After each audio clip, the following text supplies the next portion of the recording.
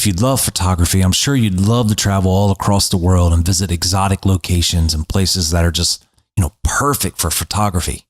But in the real world, we have family, we have jobs, we have budgets, we have all kinds of things that restrict our traveling ability. So let me show you a tool that I use to find incredible photography locations right in my backyard.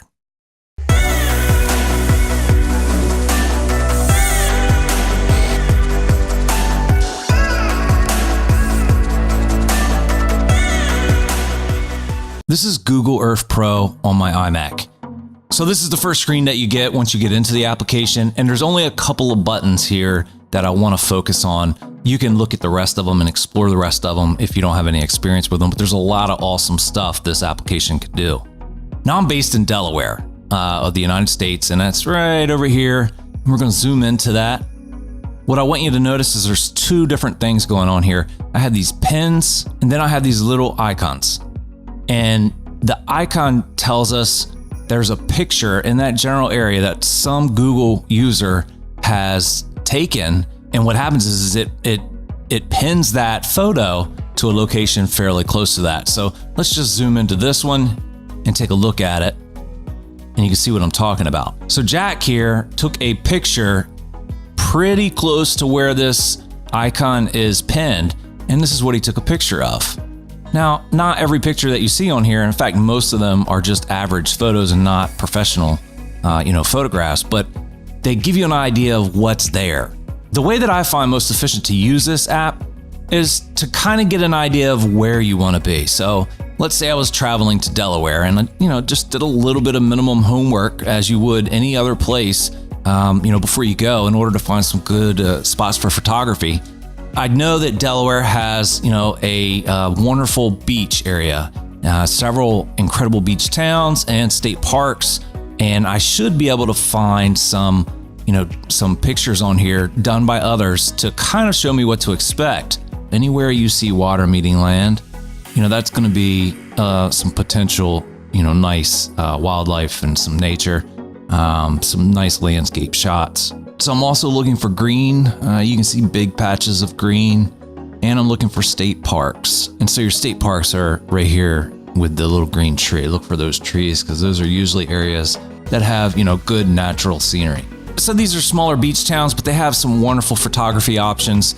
And we're going to zoom in here, and you're going to see that the number of these picture icons, it becomes more and more and more. And you can just bounce from photo to photo and see all kinds of stuff of what you can expect to see roughly in that area. Now, I will tell you, it's not always 100% accurate as far as the location of the icon versus the location of where the actual shot is taken. So you just have to be aware it's not perfect.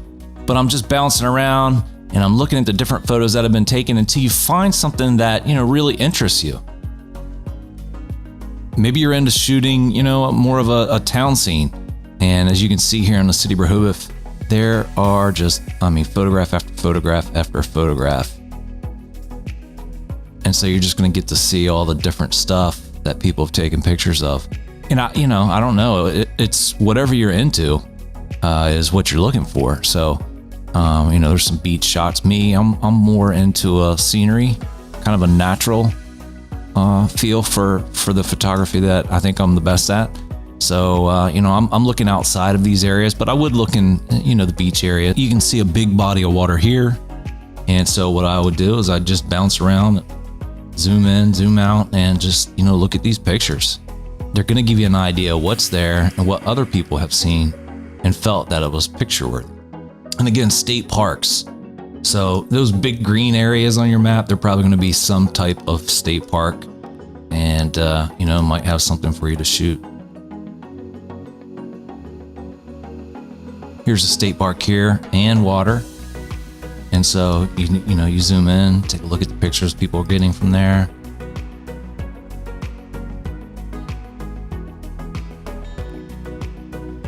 And it just really, like I said, it just really depends on what you're looking to shoot. This is a great tool to help you kind of focus your efforts as far as finding great things in your area to shoot. Probably just, Gene here had his iPhone out or whatever, and he snapped a photo because it was pretty cool looking. And I think that's what we have here, but it tells you where this lighthouse is, or there is a lighthouse in that area. And so now what you do is you kind of zoom in to find that lighthouse. And so we have something right here, and look, there we go. Now we're getting into a little more, artistic and professional style photographs. So there's my lighthouse. And as you can see, there it is. So that gives you all kinds of information that you can use.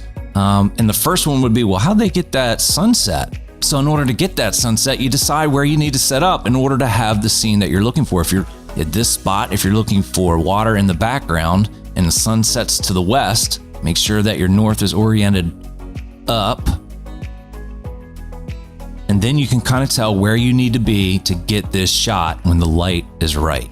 And so, you can really dive into this thing in detail. Let's say that you wanted to take a picture here. And I don't know what that picture looks like, but this is just for theory.